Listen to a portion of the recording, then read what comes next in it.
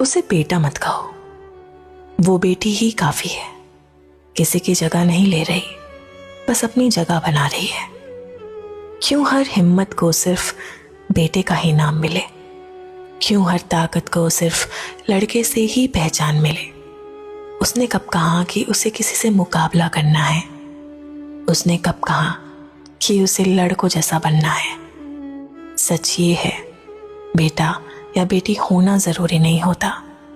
जरूरी होती है वो हिम्मत, सब कुछ संभालने की, बिना गिनाए भी फर्ज निभाने की, अपने हक के लिए इस समाज से भी लड़ जाने की, और माँ बाप का अंत तक साथ निभाने की। ये हिम्मत जिसमें नहीं तो क्या बेटी और क्या बेटा, और अगर जो है तो क्यों बेटी को कहना बेटा।